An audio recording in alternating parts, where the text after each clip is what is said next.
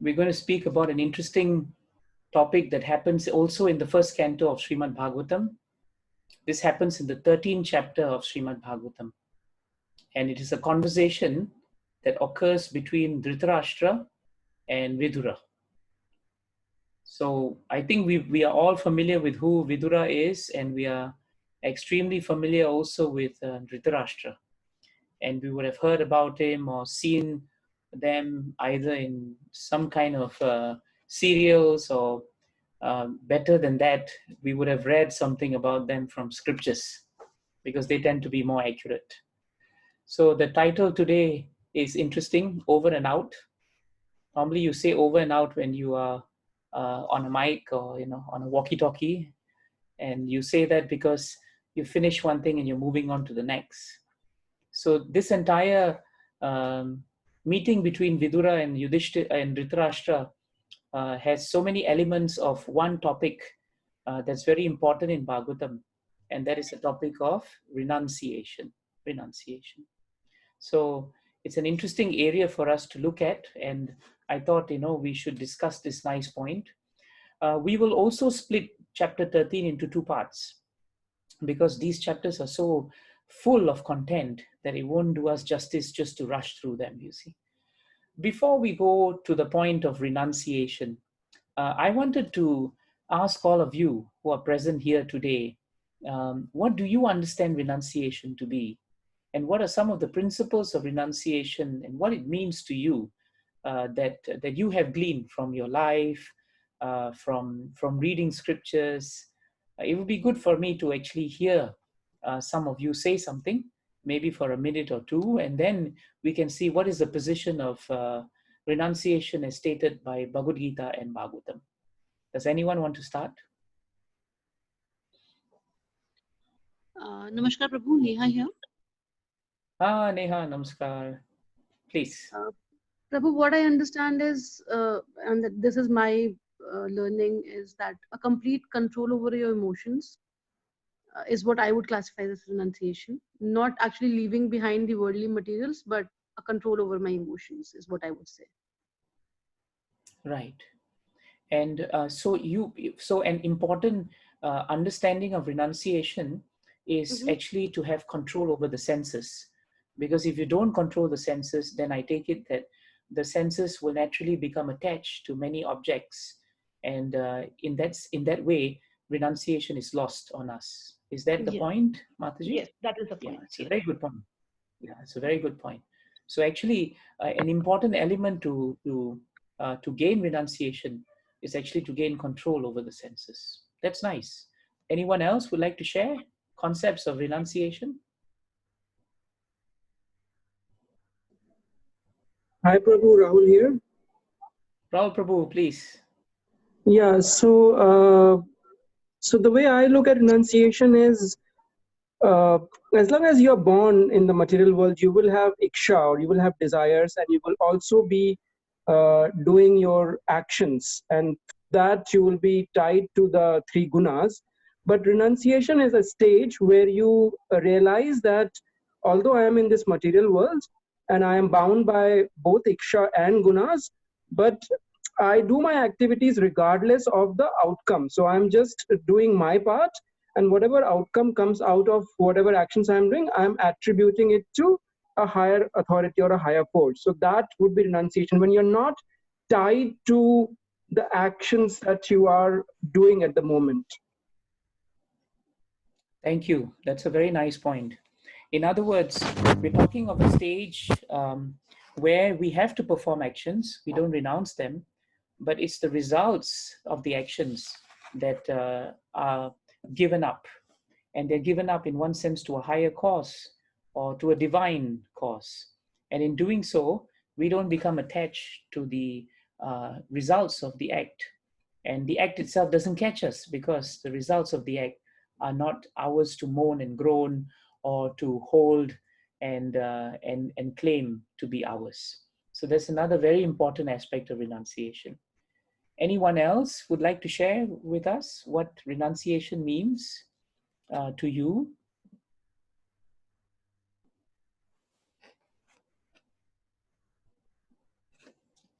It would be nice to hear you.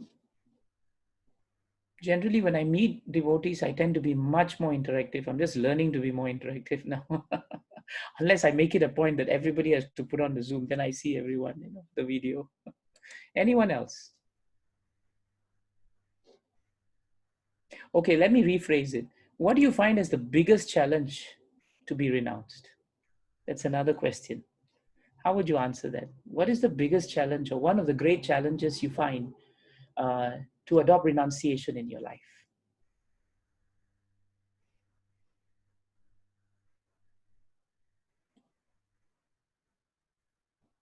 Anyone?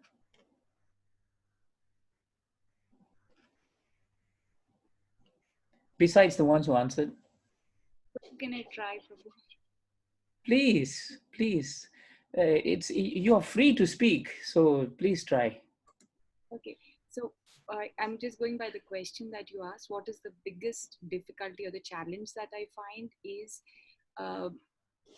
we are in this material world and we have to carry out the material activities, whether we like it, we don't like it. So, if I want to also, if I want to say I want to become a sannyasi, but the fact is that there are material responsibilities that I need to complete. So that is the level of, for me, renunciation is that. So it is like just, we are tied up with our responsibilities around us is the challenge that That's a very important. Yeah, I think you spoke for all of us, Mataji, when you said that this is one of the great challenges we have. I think all of us are so entrenched, in what we have to do, that we can't just shirk it and walk away in the name of renunciation. So I think between the three of you, you've actually brought up some very important challenges to renunciation, notions of renunciation, and you're not very far from Bhagavatam and Bhagavad Gita, you see. So I wanted your ideas because renunciation is something we throw about very easily. We speak about it so much when we come to the spiritual realm. But what is it exactly? What does it entail? If renunciation is done well, it can save us a lot of pain and heartache. If renunciation is not done very well, it can actually cause a lot of confusion and disturbance. So renunciation is a very important concept. And after a while, you will also realize, like I also found out, that that renunciation takes place at all levels. And we are always challenged at every level with this concept of renunciation. So let's look at what Bhagavatam talks about in terms of renunciation. Let's understand what Krishna told Arjuna about renunciation. In a very nice verse, that he speaks about in 6.1, Krishna tells nicely, Sri Bhagavan Uvacha, Anashritaha karma phalam, karyam karma karoti yaha, sa sannyasi cha yoga cha, na niragnir na chakriya. So the meaning is very important because it starts the chapter. It's an important verse. So Krishna actually speaks in first and second verses of 6th chapter. And he gives his definition as the authority. One who is unattached to the fruits of his work and who works as he is obligated is in the renounced order of life. He is the true mystic, not he who lights no fire and performs no duty. It's a very interesting way of putting it, very poetic. So in other words, Arjuna was told by Krishna immediately. He didn't beat around the bush. He said that actually you have to work. The implication of this verse is work is natural and it is part of your obligation. But you should work as you are obligated to work. In other words, you have a job scope, so you have to work on it. But what comes out of that work, Krishna says, you must gradually learn to become unattached to the fruits of the work. If you do that, then actually you're considered a true mystic. And it's not someone who, doesn't perform a duty and sits in one corner and being very silent. So that's not really the actual dynamic concept of renunciation that the Gita speaks about. In 6.2, he goes on to explain it. Yam sanyasam iti prahu yogam tan vidya pandava nahi asanyastya sankalpo yogi bhavati kaschana. What is called renunciation, you should know to be the same as yoga, or linking oneself with the Supreme, O son of Pandu. For one can never become a yogi unless he renounces the desire for sense gratification. So another point is brought up by Krishna. If you want to know renunciation, he says, renunciation is actually non-different from yoga. In other words, if we renounce something and we don't link ourselves to the Supreme, then actually by definition, we are not renouncing.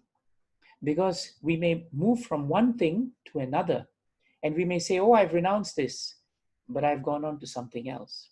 That something else is motivated by a desire for sense gratification. It's not motivated by a desire to please the Supreme. So these are the two pillars in the 6th chapter that Krishna gives. But Krishna also speaks about what is not renunciation. And this is very important because he says that there are certain things in the world that are considered false renunciation. And in 3:4 of Bhagavad Gita, Krishna says very nicely, Na karmanam anarambhan, na ishkamyam purusho asnute, na cha sanyasanat eva, siddhim samadhi adhigacchati. Samadhi adhigacchati, to attain samadhi. So he says here, not by merely abstaining from work can one achieve freedom from reaction, nor by renunciation alone can one attain perfection. So while renunciation is a necessary ingredient for devotional service and perfection of life, renunciation alone does not mean that we will attain perfection. So this is a nice point that is brought up. Because sometimes what happens in the spiritual realm is that we get very attached to the idea of becoming renounced. And we equate renunciation to be spiritual perfection. But renunciation is one of the characteristics or pathways that brings us to true perfection. So he's warning us on this point actually. Because if we try to think it is perfection, then that renunciation is actually false. And then he says a very powerful point. This is what we call the pretender verse. Karmen indriyani samyamya ya aste manasa smaran indriyartan vimudatma mityachara sa uchyate.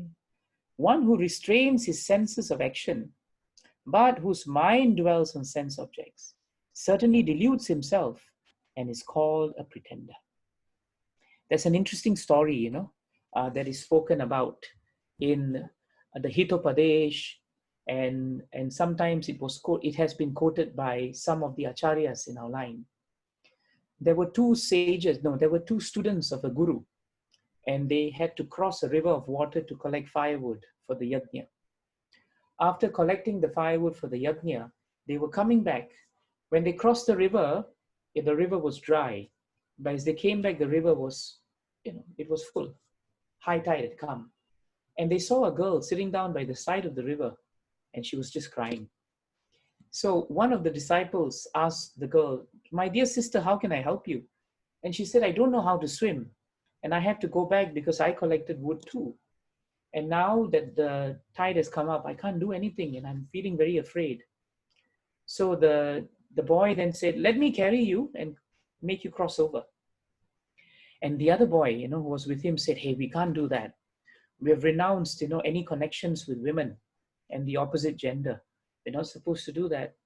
So the boy said, we can't leave her here. It's dark and she will be open and exposed to animals. We need to just help her. And so against the objections of his friend, he carried the girl, crossed the water and put her there. She thanked him very much. And as they walked away, the other boy kept hounding him and said, I'm going to tell Guru. You shouldn't have done that. I'm going to tell Guru. You shouldn't have done that. Why did you do that? When they reached the ashram, the Guru asked them, how are you boys? You're a bit delayed. Is everything all right? And immediately the other boy said, he actually broke one of the rules, Guru Maharaj. What rule did he break? Well, he carried and touched a girl, and he explained the circumstances. And at the end of it, the Guru kept silent, and he looked at the boy who had carried the girl, and he looked at the boy who spoke about the boy carrying the girl. And he turned to that boy and he told him that your friend carried the girl across the river, but then after carrying her, he renounced her and he put her down. You picked up the girl after he carried and put her down at the river, and you put her in your mind. And instead of renouncing her, your mind dwelled on her. And therefore, even though you appeared as if you had nothing to do with her, your thoughts are all absorbed more in her than he has been with her. And that's the import of 3.6. That sometimes in the name of renunciation, it may appear as if, we are externally renounced. But the key point Krishna says in 3.6 is that if our mind continuously dwells on the sense objects, but artificially we try to restrain the senses, then we become pretenders.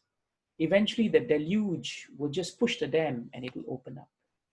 So when you read these two verses, you realize that Bhagavad Gita is very dynamic. It's also very practical. It doesn't give you a high-flown philosophy, of renunciation, that it is done in the Himalayas, it is done very peacefully. It tells you that renunciation is a challenge. And it's done on the battlefield, right there, where Arjuna was speaking to Krishna. So that's an important point. So bear in mind these things. Now in Shastras, it is stated very nicely that renunciation has twin cousins. When we say cousins, we mean qualities. There are two very important qualities that we can talk about when we talk about renunciation. One is the idea of detaching yourself from sense gratification. I think Neha Mataji nailed it just now when she spoke about that. Mm. When we have a desire for sense gratification and we can't control the senses, it's very difficult to become renounced. So one important thing is to cultivate and live a life in such a way that we gradually become detached from the idea that life is all about sense gratification. It's sometimes a change of worldview. Sometimes we grow up thinking that we must enjoy our senses all the time. But Bhagavatam and Bhagavad Gita tells us, as long as we try to hold on to our pride, our false ego, and all the temporary allurements of this material world, it's very hard to exercise detachment. So detachment is important, but it must be done with knowledge. We have to understand how temporary this world is. And the more we try to understand it, Krishna as Paramatma will reveal and give us the strength to detach ourselves. Artificially trying to detach is very difficult. The other problem with detachment is, as Bhagavad Gita tells us, when you detach yourself from something, by nature, you create a vacuum. And the world and the way the world functions is that where there's a vacuum, where there's a space, it will be filled up. So what happens very often for the spiritual aspirant is we give up something, but we become addicted to something else. And gradually we move from one point to the other. When someone needs to get off drugs, sometimes, people tell them, go get attached to something else. So if you work with drug addicts before, you'll realize that they give up drugs, but they become heavy smokers. And then you try to get them away from smoking to take something else. In other words, very often you'll find detachment creates a vacuum. And because we are active by nature and our senses are active, you find that we cannot stop doing something. So we cannot just sit still and say, I've renounced everything. Very often the yogi who tries to sit still in this material world in the middle of Kali Yuga will either go to sleep or become agitated. Very often, as Preeti Mataji said, it's just not practical for us. How long can we do that? We want renunciation to become a part of our lifestyle, not just for a certain moment. So that's why the Gita tells us everyone is active. Nobody, unless you're incapacitated, you always will keep moving. Even while we are sitting here, I'm moving my legs, you can't see it, moving my hands around, I'm moving my head, and I can't see you all, but you must be moving also. So no one can stop moving. So genuine renunciation is achieved when you detach yourself from the path of enjoying your senses for your satisfaction, but you attach yourself to the path of using your senses to satisfy the Lord. That's what Arjuna did. Arjuna renounced his attachment not to fight in the middle of a battlefield by becoming attached to Krishna's instructions. When he became attached to Krishna's instructions, his devotion for Krishna increased, his love for Krishna increased, his affection for Krishna increased. But because they were all channeled towards Krishna, they were actually freeing him. They were freeing his consciousness. They were not binding him. So that's a very important thing for us to remember. The other thing that's also important is this very seminal verse from Bhagavad Gita. In 259, it is very nicely stated. Vishaya vinivartante niraharasya dehinaha rasavarjam rasopyasya param dritsva nivartate. What does this mean? The meaning is really nice. If we want genuine renunciation, then we must understand that until we get a higher taste, whatever at the moment that we are attached to is very difficult to give up. So Krishna makes a very astute observation. He says you can stop someone from taking, someone's diabetic, for example. You can tell him stop taking sweets. It doesn't mean that his enjoyment or the taste for it has gone. No, he will dream about the sweets. He will carry the sweets in his mind everywhere because he's restricted. But if you give him something which is even sweeter than the sweet he's eating, automatically, because of param dritsva nivartate, higher taste, what happens? It's very natural for him to give up a lower taste. That's why Bhagavatam tells us, when we renounce voluntarily, we give up a lesser cause for a higher cause. And so the second cousin comes in renunciation. Detachment is an important concept, but detachment in a vacuum is dangerous. Detachment, because we are attaching ourselves to a higher object, is very important. But to give up something voluntarily, so we take up something higher which we know will do us good. We may not taste it immediately, but we all are adult enough to recognize that this is for your good, so you give up something. We all have done that. Sometimes we've given up time spent with our family so that we can further our work and increase our income. Why have we done that? We renounced our time voluntarily, but the higher cause was eventually we will gain more for the family. So what we were doing is actually we were exercising tapasya, austerity. And austerity is another cousin to renunciation. The austerity means we take up something voluntarily. We may not know immediately its taste, but our mind and our intelligence tells us it's the right thing, the logical thing to do. Let's do it. So that's why sometimes people tell us, why have you given up this? Why have you given up that? You're so restricted. But we share with them that by giving up these things, we have controlled our senses better. We have tasted something higher. So giving up these things is not actually very difficult. But we did that by voluntarily accepting the process, even though there was difficulty. So please remember, when you talk of renunciation, it's never easy. It involves austerity. It involves detachment. And these two cousins are not easy cousins to live with. They're not easy. But if you do them well, then renunciation becomes very powerful. Very powerful. So there are two ways to renounce, and Bhagavatam addresses both ways in this chapter. Today we will understand detachment by the force of time. Next week, we'll understand detachment by voluntary. Both happened in this chapter actually, and they are both well noted. So today we talk about the force of time. When we talk about the force of time, we mean that we don't want to get detached from something. But have you noticed how sometimes you hold on to something so much and then suddenly it just gets robbed from you? You love it so much, you love someone so much, you love a concept so much, and then all of a sudden it goes away. It's called the force of time. That's why in Bhagavatam, another great personality known as Kapila Dev, he speaks to his mother Devahuti. And he tells her very nicely this important point. Whatever is produced by the materialists with great pain, very often we produce something with a lot of pain and labor. The reason is for happiness. But time, which is not different from Krishna, it takes it away eventually. Either we die first or that wonderful thing that we worked for will leave us.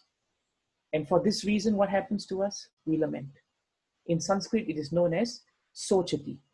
We lament. Yat krite sochati.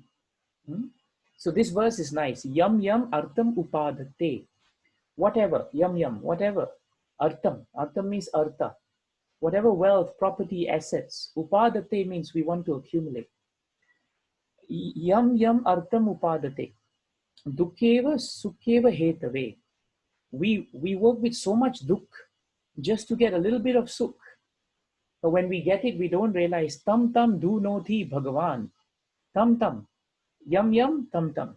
Tam tam means whatever that you produced with great labor. Krishna, du noti, destroys me. Du noti means destroys.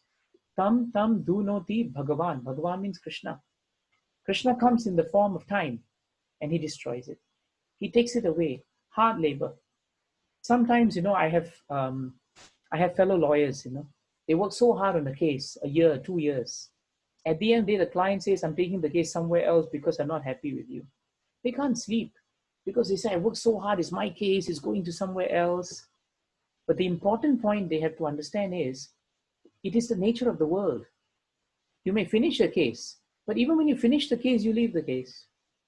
Sometimes it's unfinished. Either it leaves you or you leave it. It is an important point to remember that nothing stays with us. That's the point we have to remember. And if nothing stays with us, then when it is with us, it is precious, it is not to be exploited, and it belongs to the Lord. And therefore we must use it well, not for our own self, but we must do it justice. In other words, we must not think something is our property, but we must think that it was given to us on loan for us to care for it. Does it mean we don't do well in what we do? No. If you are a servant in the house of the master and the master goes away, we still have pride in our work to take the best care of that house. But when the master comes back, we don't tell the master, hey, master, I took care of the house, it's mine now. No, we have the dignity of our work and we hand it over to the master.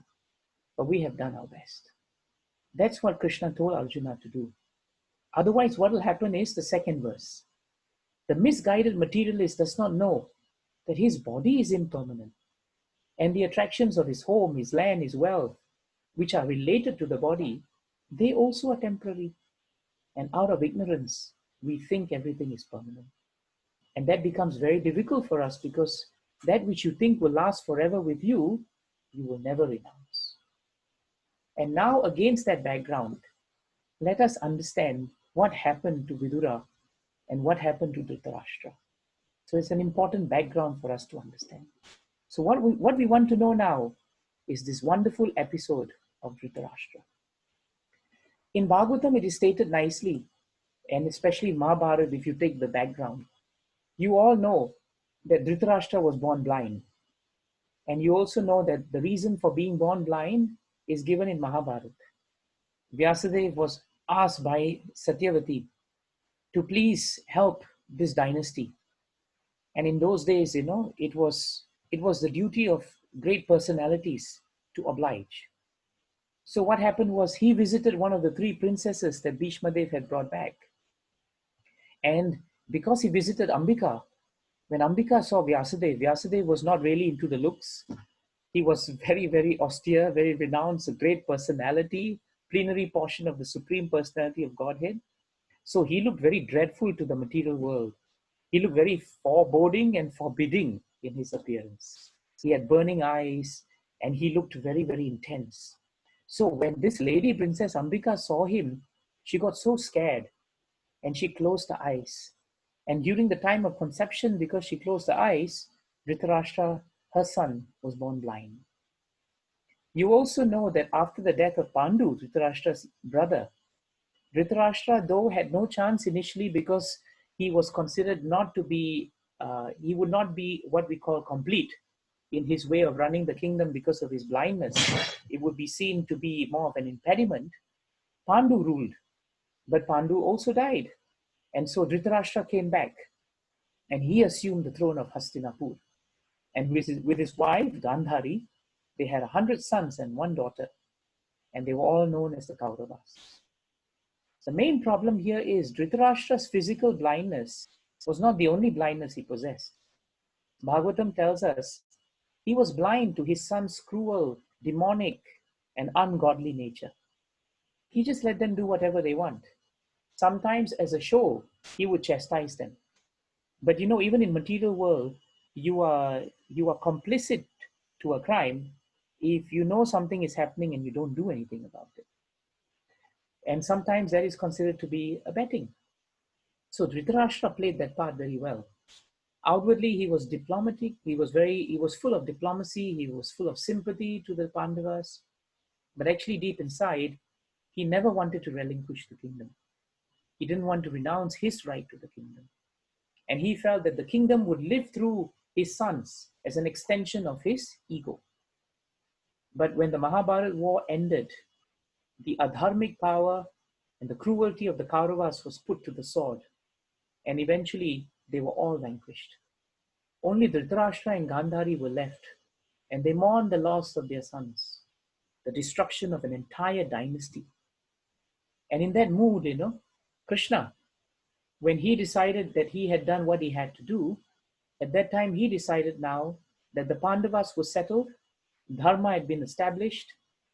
He wound up his pastimes, as we explained previously, and he left with the members of the Yadu dynasty towards Golok Vrindavan. Who did he leave behind? The great Pandava, King Yudhishthira Maharaj. So Yudhishthira Maharaj ascended to the throne of Hastinapur, and he wisely ruled the world. Bhagavatam tells us that he ruled with peace, devotion, equality. And even though the Kauravas had done terrible things to the Pandavas, Yudhishthira Maharaj was so kind because he was Dharma personified. He was so compassionate and magnanimous that even though Dhritarashtra had been really the source of so much worry and problem and disturbance and decimation, he maintained him as an uncle in royal honor. He gave him a throne. He was not a king anymore. But even then, Yudhishthira Maharaj deferred to him, gave him his throne, made him feel like he was the king, and gave him the best comforts to stay out the rest of his life. Only because Yudhishthira Maharaj had one personality. His personality was that he did not criticize or find fault with anyone.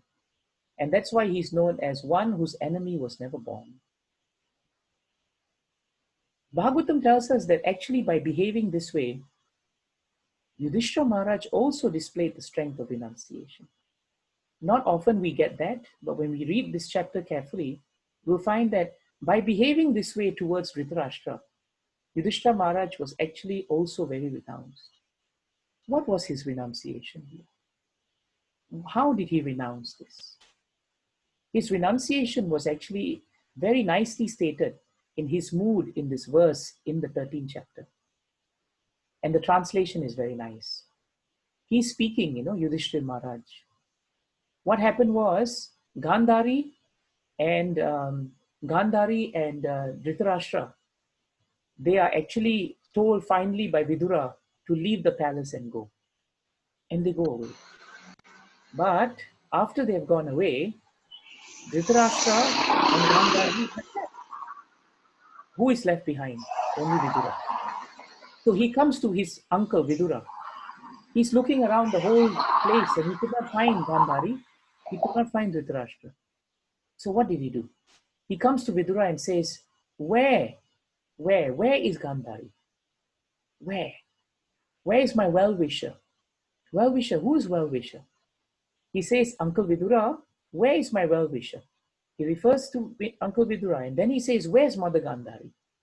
In other words, Vidura had also left. And he's asking, where is Vidura?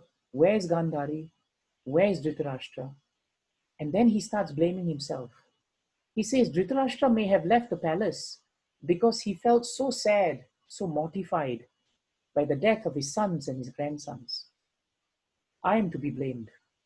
Maybe it's because I behaved in such an ungrateful way. Maybe he felt that I did not treat him well. Maybe I was offensive to him. And so he went away with his wife and he drowned himself in the Ganges. So Yudhishthira Maharaj is asking this question. Prabhupada writes in the purport very nicely. The Pandavas all knew what would be the effect of the battle. They knew that Krishna wanted this to happen. But even then, they never gloated over their win. Yudhishthira Maharaj was always conscious that Dhritarashtra and Gandhari must have felt so much pain to see their sons dying. So he took all possible care to take care of them in their old age. But the important thing is, when he could not find them in the palace, his doubts arose, and he was really sad that maybe they went to drown themselves. He thought that he was the ungrateful one. He thought he had not cared for Maharaj Dhritarashtra.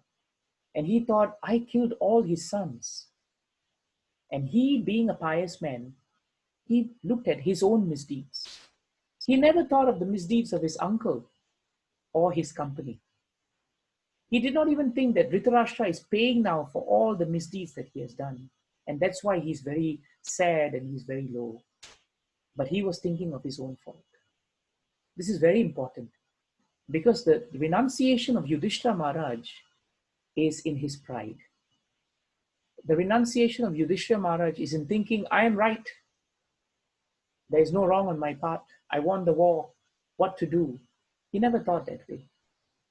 Because he renounced with humility, he could develop compassion. He never found fault. And that's why our acharyas say in the last line, that is the nature of a good man and devotee of the Lord. A devotee never finds faults with others, but he tries to find his own, and he rectifies them as far as possible. Even if one doesn't believe in God in this world, if you gave someone this particular way to live, it would be a noble way to live. Because if we keep finding fault with people, there's no end. There'll never be an end to it. But if we look at ourselves introspectively, then we cannot control others. But as Neha Mataji started the call, we can learn to control ourselves. So Yudhishthira Maharaj actually was very renounced. And that's why even though he was the rightful king, he never once thought that he should deny Dhritarashtra a chance to sit and even pretend or think that he was the king, because he was really not attached to his kingdom. So that is a very important point about Yudhishthira Maharaj. Yudhishthira Maharaj also renounced the urge, which is always an urge. It's second nature. Especially when we're intelligent, we see holes, in arguments, and we see faults very quickly. As a lawyer, I'm in the worst profession. I'm trained to find faults, and I'm trained to anticipate faults. Very dangerous. But Yudhishthira Maharaj renounced the urge to find fault, and therefore he could exercise compassion. He was also a devotee, so he had knowledge. He knew that every living entity is bound by time, bound by our past karmas, and bound by the gunas. The gunas are very powerful. This kind of renunciation is very important, because when we have this kind of mood of Yudhishthira Maharaj, the worldview becomes very congenial for us. We are not disturbed by the goings and the comings of things, because we're not really attached to them in the first place. So Dhritarashtra failed to renounce. Why? Because Prabhupada says in his purport, he had imperial ambitions. He wanted to become king. And before the Mahabharata war started, he was always in espionage. But even when Krishna's will prevailed, even when he lost everything, he lost men, he lost money, he lost sons, even then at the tail end of his life in the 13th chapter, he still wanted to sit on that throne, because he thought, let me pass my life thinking I am the royal uncle or I am the king. But actually he was a false king. He was not the real king. And how to end life in such falsity? And that is why Vidura comes into his life. And who is Vidura? Vidura is known in Shastras as Yamaraj himself, one of the great Mahajans of devotional service. It is stated that when Krishna came to this world, many of his devotees and associates also came down to this world. And one of them is Yamaraj. Yamaraj decided, let me take some time off doing my superintendent of death duties, and let me come and serve you, my Lord. And so he came in the form of Vidura. Vidura decided to leave the Kauravas when he was thrown out of the palace by Duryodhana. He traveled to all the places of pilgrimage, and he sat with Maitreya Muni here, and he learned Bhagavatam from him. But when news of the decimation and destruction of the Kuru dynasty came, as a compassionate brother, what did he do? He decided, let me come back to Hastinapur. Let me try and help my brother. Why did he come back? His brother had done so many terrible things, but Vidura was renounced of that. He didn't keep those things in his heart. He decided, let me help my brother. Let me help him cut the bonds of attachment to this material throne so that he can become free of material life. So what did Vidura do? He came back. And when he came back to Hastinapur, he spent a few days. Bhagavatam tells us he spent a few days sitting down with the Pandavas, talking to them and his mother and Mother Kunti. Then he met Gandhari. He sat down with her. And finally, he sat down next to his brother who was still seated on the throne. And then he gave some very important instructions to his brother. And I think it's worth knowing these instructions. They are directly translated from Sanskrit. First of all, Vidura told Dhritarashtra, my dear brother, you must realize one thing about time. It is insurmountable. You can't fight time. It will overcome you, especially when you're very attached to your affairs. Family affairs doesn't mean wife, husband. You can make your wealth your family. You can make your bank account your family. You can make your pride your family, but it becomes yours. And you become very engrossed in their thoughts. And you don't realize that time has overtaken you. Have you been on a long highway somewhere, not in Singapore, but where the lights are not on and your light is on the car and there are no cars for miles, and suddenly you hear some rumbling from behind. You think it's a vehicle, but it's so dark. But then you see a car with no headlights, no signals, and it just cuts you. That's time. You won't know when it's coming. So Vidura knew this, and therefore he sat down with Dhritarashtra, and he told Dhritarashtra, my dear king, get out of here immediately. Don't delay. The longer you stay here, the more fearful you are, you will lose it. And that's the tricky thing about renunciation. When we become very attached to something, we're always fearful. Instead of becoming happy, there's always this element of anxiety. Oh, I love it so much. I love it so much. Yeah, I'm happy. I have it. But with the happiness comes the anxiety. I will lose it. So instead of really enjoying it, sometimes we are so caught up with losing it. And that was the fear of Dhritarashtra. And then Vidura told Dhritarashtra, my dear brother, this situation you are in of holding on to something is frightful. But nobody can stop the situation from leaving you. It is Krishna who has come in the form of time, and he approaches everyone. So whoever who's under this influence of time, Dhritarashtra, you will have to surrender first the life which is very dear to you. And then what to speak of other things if your life is gone? Your wealth will go, your honor will go, your children will go, your land will go, your home will go. Everything will leave with you. And then he tells him a very important point. Do you remember, my dear brother Dhritarashtra, your father, your brother, your well-wishers, your sons, they're all gone now. They are memories, but they are not there. They have passed on. Your time is also almost up. Your body is overtaken by invalidity, and you are living in the house of another. As it is when you were born, you were blind. Now you've become hard of hearing. Vidura must have been shouting for him to hear. Your memory is shortened. Your intelligence is disturbed. Your teeth are loose. And your liver is defective. And you're coughing up mucus. Vidura knew the symptoms very well. And you will realize from 1:13:22, these are all the symptoms of the deterioration of the body. Some of us may have started to feel that. Memory not so good. Intelligence is more disturbed. And well, our teeth will become loose at some point. Hair is going. And maybe our liver is defective. And then he says, how powerful are the hopes of a living being to continue life? We live just like a household dog, and we eat the remnants of food.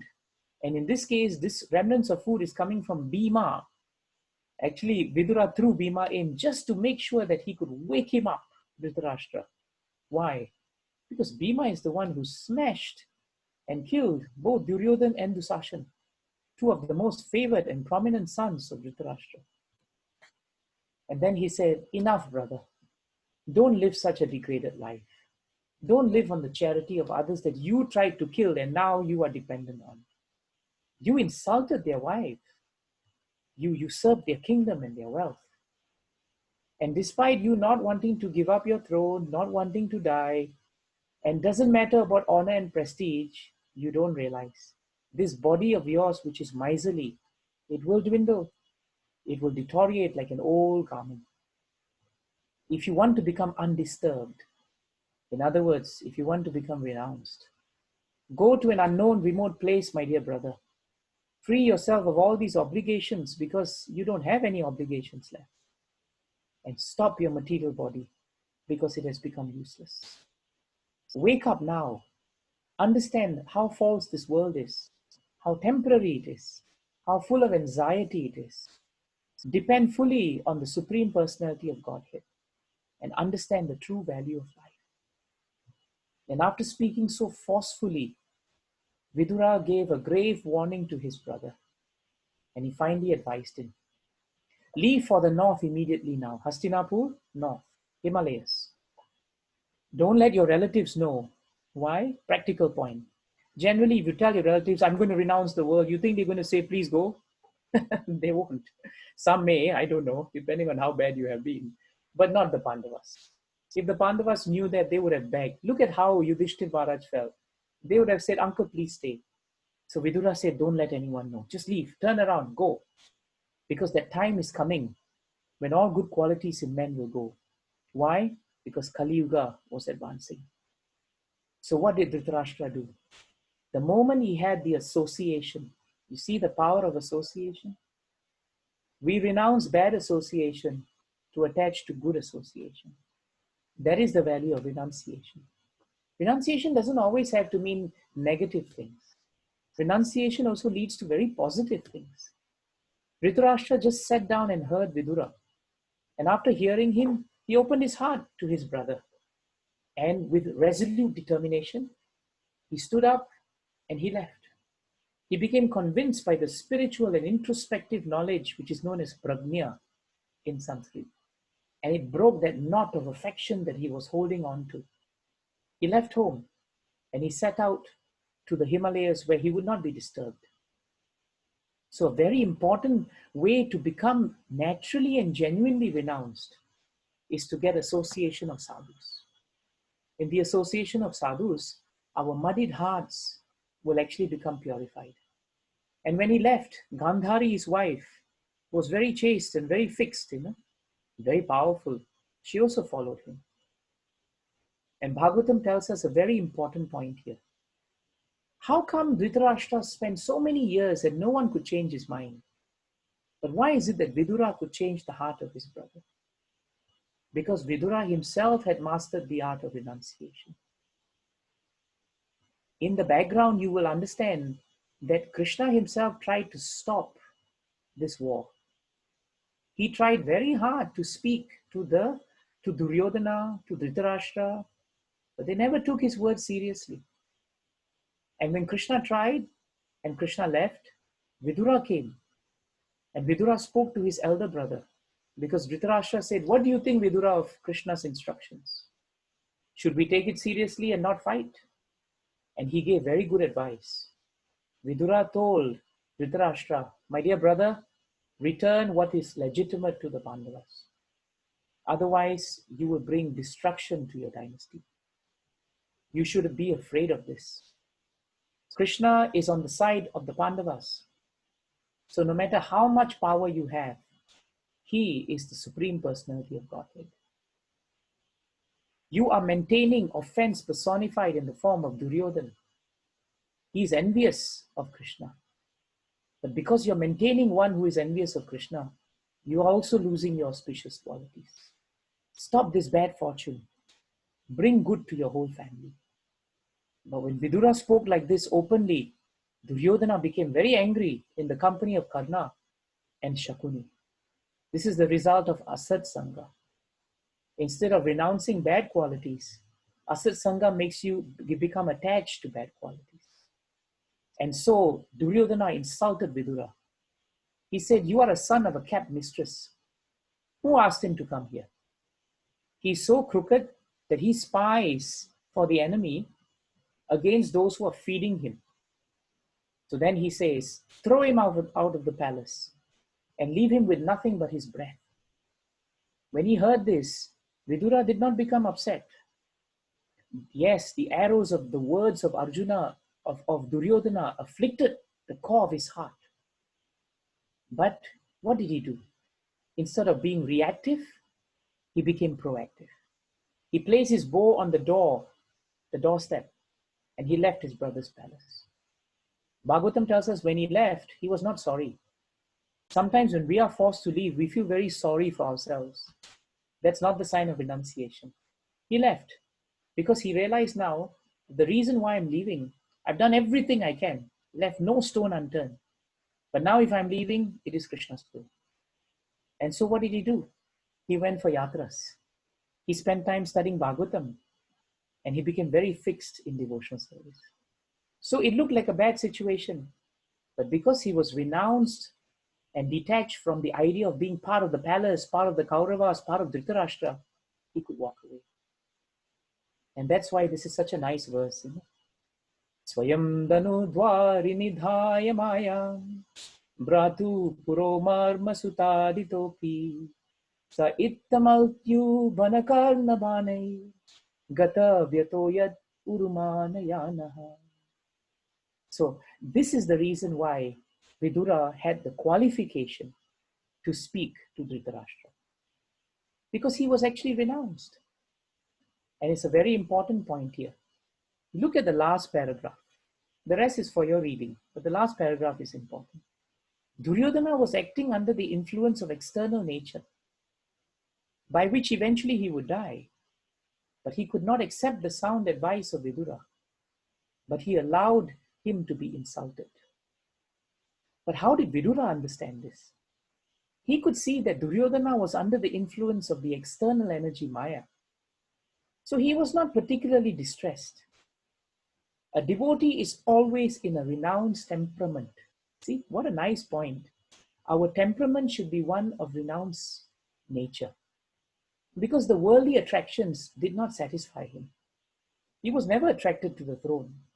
He was always ready to leave the palace, and he was always ready to devote himself to a higher taste. And so he saw the insult by Duryodhana as an opportunity. He thanked him from within, and he left the palace. And we can do that too when we are governed by the right values in life, to become attached to devotional service and to become detached from our own service. Now Dhritarashtra has left, and Yudhishthira Maharaj is very sad. Where is Dhritarashtra? Where is Gandhari? Where is Vidura? Because Vidura also left with them. And when he was talking like that and feeling very sad, Narada came. And when he looked around and could not find anyone, he turned to Narada. And Narada told him something very nice. And we can end on this note actually. He said, "My dear pious King Yudhishthira, don't lament for anyone. I know you're affectionate and you care, but you must understand that everyone is under the control of the Supreme Lord. He brings us together and he will disperse us. He has brought us for some time, he will disperse us again. We've all come together every Friday or Thursday, and we are coming together. But one day, by the force of time, we will have to disperse. But it's how we have used our time for Krishna that will determine whether we are renounced or whether we are attached." And then he says very nicely, when you play a game, you put up a chess game, you set it up, and then you disperse it, right? So Krishna, with his own sweet will, brings us together and he disperses us. And he says, "My dear Yudhishthira Maharaj, this body, Sharir, it's already under the control of Kala, Karma, and Guna. So if this body cannot come out of this, how can it protect others? You can't protect your uncle. he is protected by devotional service. And now Narada, who had the foresight to see what happens, he says, Narada says to Yudhishthira Maharaj, don't worry. Your uncle has sat down very peacefully on the banks of the river, deep in the Himalayas. He's performing severe penances, and he has controlled his mind and his senses. By taking advice from Vidura, he's controlling his breathing and negating, renouncing everything. On the 5th day from today, he will quit his body. And because of the power of his purity, his body will turn to ashes. Gandhari, who has lived her life always side by side with her husband, when she sees that he has left this world, she will sit down in that fire and she will concentrate on the Supreme Lord with rapt attention, and she will also leave and renounce this world. What will happen to Vidura? Vidura will be affected by delight and grief. Delight because his brother has finally embraced a higher taste. Grief because Vaishnavas are compassionate by nature. Devotees are not stone and robots. We also feel grief and pain and sadness when we leave each other. That's what makes someone compassionate, when they're able to grieve. And he will leave then, and he will continue with his pilgrimage. And so ends the part of the chapter that talks about renunciation, which is forced by the avenue of time. Having discussed that and listened to all of you, at least the 3 of you in the beginning about renunciation, what would you take today? What would you say that you have learned from Vidura, from Dhritarashtra, from Yudhishthira Maharaj? What would you take back from them? That's something that would be nice to hear before we end our time together today. It can be one line, can be a takeaway. Anyone? Prabhu, Neha here. I would not share what I have learned yet. I have a question rather. And the question Please. is that Yudhishthira Maharaj, as you gave his example, he was a very pious man. He, helped everyone. He did not carry any grudge. In today's setting, we maintain a similar mindset, similar demeanor. People will take us to be, very someone who should not be respected, if I may use the word, or someone who is not to be followed or looked up to. This is how the normal perception is, because if you are strong, you typically flex your muscles in a way and take action or react to people who are not doing right by you. So in this scenario, how do we behave in a manner in which Yudhishthira Maharaj behaved? Very nice question. You brought up a sentence that's really important at the beginning. Yudhishthira Maharaj did not bear grudges. Actually, my experience, and I think your experience is true, even if we have to work with colleagues and friends who are assertive, strong, they put their foot down on certain things, very often we find we can accept that because what we see is what they are. And I think these are qualities that even devotees should have. A devotee can agree to disagree with something. A devotee can say, well, I am a devotee, I'm compassionate, but we're at work, we have a scope of work. If you don't deliver, then I have to do these things. But what a devotee doesn't do is that after that matter has happened, or if there's some differences, we don't bear grudges and we don't carry that with us. And we don't hold it against the persons whom we have had difficulties, challenges, even altercations. And even in the material world, I think a colleague who doesn't bear a grudge, even after you agree to disagree or have had a heated argument, and you can sense that person is still the same person because he or she knows how to delineate professionalism from a relationship, is very well respected. So I think an important point that you brought up is that it's a very devotional quality that devotees are not meant to be weak. We can be firm, but we can also exercise compassion in our firmness. We can state this is what we have to do and this is how we do it. We can hear people out. Hearing someone is always a sign of compassion because it means you're broad-hearted and broad-minded. You may not agree with the person because of the mandate of the work that you do, But if someone has taken a position so much against you and you hold a grudge against that person and it affects the way you work with that person, then that's not being very devotional. And that doesn't help you gain the respect of others, because others who see others having grudges don't really respect them, because the first thought they have is that, oh, this person takes things very personally while we're trying to be professional about it. So does that help, Mataji? Yes, Prabhu. Thank you. Yeah, thank you. It's a very good question.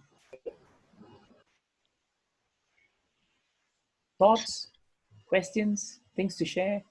I haven't heard Sadbush Prabhu and Manohari Mataji. I would really like to hear their realizations today. Krishna Prabhu, thank you very much. Beautiful class today. You really been spellbound hearing it throughout the class. And I've been also kind of revisiting Bhagavatam during this lockdown period. Both myself and Manohari has been trying to get some time to read Bhagavatam all over again. So I started reading Canto. I just finished Canto 1, in fact, again. Started Canto 2. And so it was a nice reinforcement of all these chapters that we've been going through.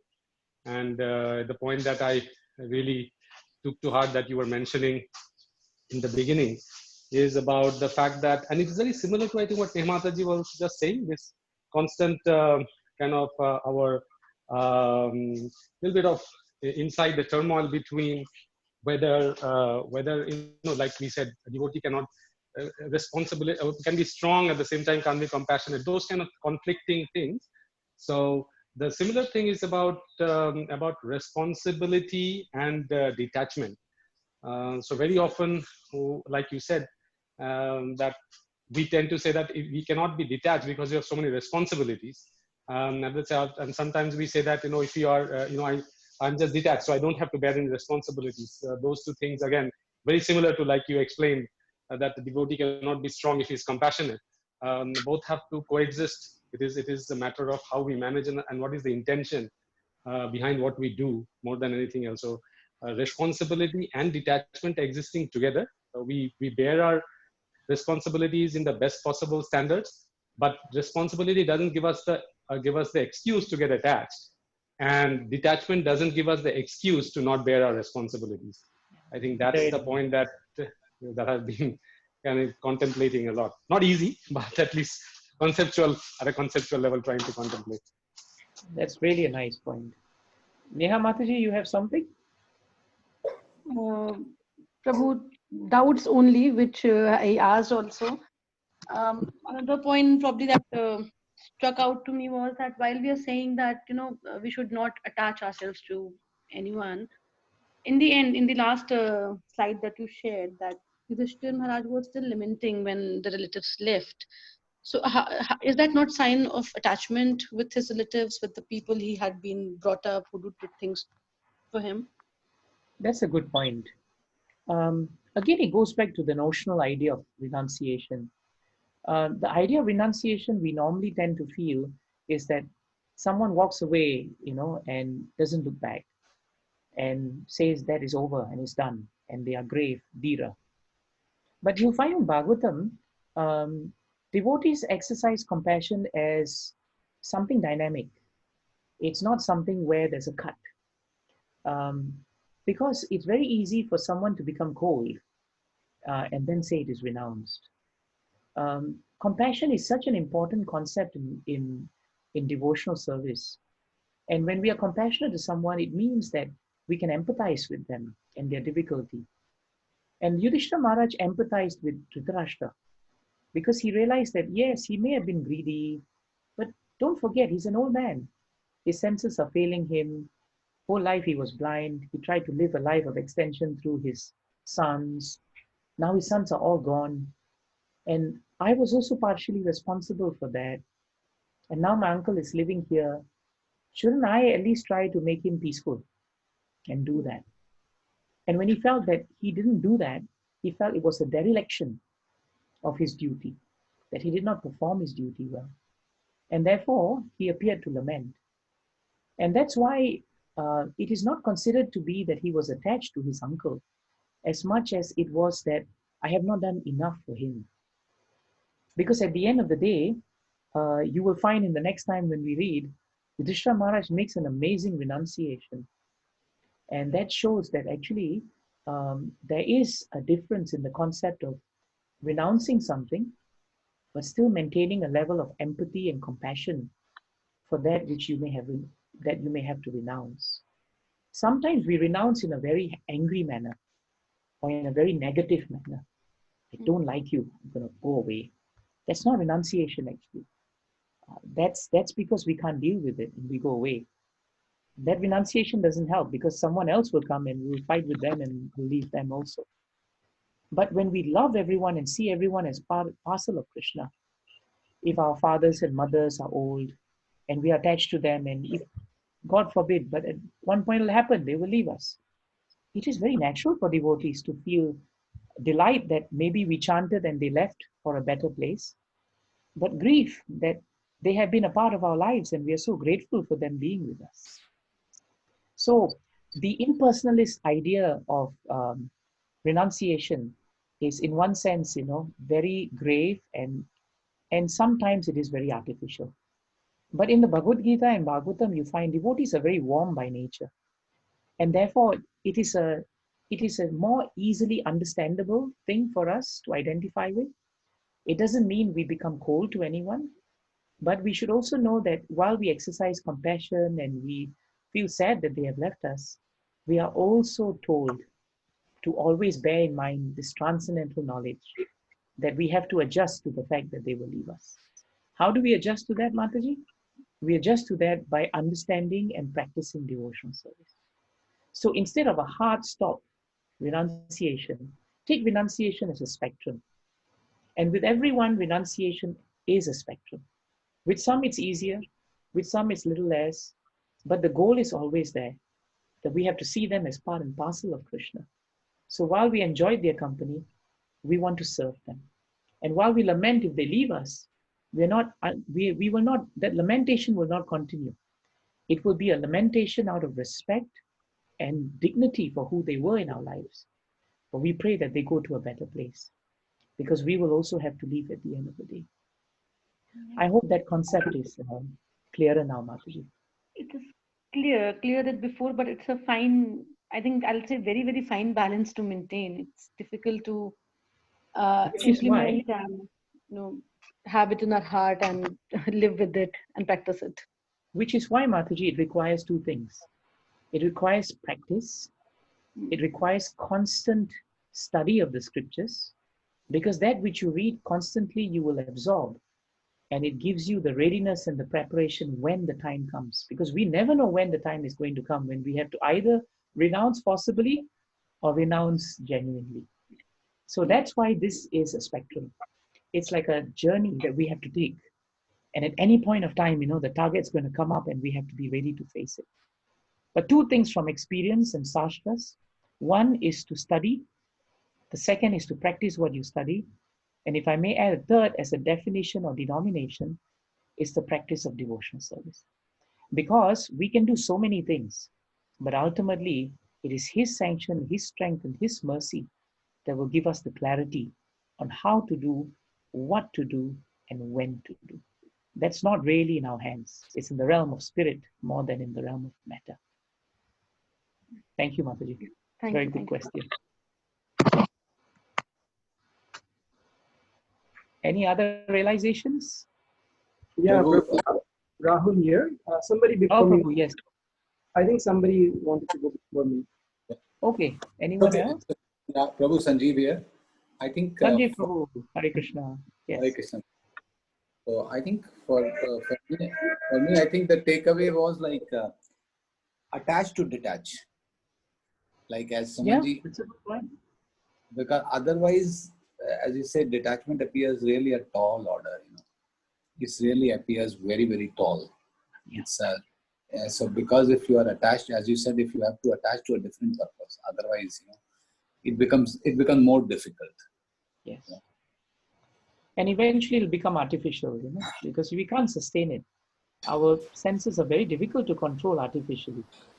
Vishwamitra tried very hard to control his senses on his own, but eventually, he was caught by the power of his anger. Shaubri Muni is another person who went very deep into the waters of the lake so that he could stay away from land. But eventually, he was disturbed when he saw two fishes simply mating. He became agitated. Then we have another great saintly character known as Haridas Thakur. He was visited by a very beautiful lady in the late night who was sent to distract him, actually. But because he was chanting and chanting and chanting the holy names of the Lord, that chanting protected him. It gave him naturally, without separate endeavor, a renounced attitude. So he didn't reject that lady. He told her, why don't you sit down and chant also? And they chanted for 3 days. And after chanting for 3 days, she decided that I came for a different reason. But now I'm more attached to chanting, actually. So attached to detach is a very nice point. We must get attached to devotional service because that helps us to become naturally detached from other things at the right time. Maybe we can conclude with Rahul Prabhu. Yeah, so I was listening to today's lecture, and it did remind me of the very first lecture we had with Suman Prabhu. And over there, that was with respect to Gita. And the very first question is, okay, what does Bhagavad Gita mean? And then we dwelled upon that Bhagavat actually means Bhagwan, and we dealt with the definition of Bhagwan as in Vishnu Puran. And there we talked about Bhagwan is somebody who has all the beauty, all the strength, all the fame, all the knowledge, and all the wealth that is there in the universe. And yet he's renounced. And at that time, I had asked Suman Prabhu, how is it possible? How is it that you have all the wealth? How is it possible that you have all the knowledge, all the strength? And what do you mean by renounced if you have all this? And very beautifully explained that renounced doesn't mean that you don't have this. Renounced means that although you have all this surrounding you, although everything belongs to you, but nothing matters to you. So that is the renunciation we're talking about, that yes, you are in the material world, but you are not tied by this. You're not like stuck into this like a bee in honey or like a fly in a honey. You know that you can go over and beyond this if you really follow renunciation in the true sense. And again, to your point about the higher taste, you mentioned about this. So there were people who were on drugs in US, right? And until they met Prabhupada, and then they really got on the permanent high, right? So they were able to leave that drug for a permanent high, for a high which was higher than the high they were used to. So that is something I found very beautiful in today's lecture, connecting what you taught today with something I learned earlier from Suman Prabhu and this concept of the higher taste. Well said, Rahul Prabhu. Thank you so much for sharing that. So nice. Thank you for your time, Prabhus and Matajis. It's so nice to be able to speak and share these things with all of you, I wish at some point I can see you soon. Let's see, Krishna willing. And I hope that this will be something for you to think about. We'll have our program next Friday. I'll share these slides. And in the next one, which is towards the end of the 13th, 14th, and 15th chapter of Srimad Bhagavatam, we'll find out how the Pandavas renounced the world. Dhritarashtra had Vidura to come and push him. How did the Pandavas do it? Because they renounced their kingdom. And their renunciation is also very glorious. And learning from them is a very positive way to understand renunciation from the devotees. So let's look forward to that. And thank you so much for sharing your points. And forgive me, sometimes for shortcomings of time and anything else that's there. So thank you for being understanding also. Hare Krishna. Hare Krishna. Have a Thank you, good evening. Prabhuji. It was so nice. Thank you so much. Thank you. Hare Krishna.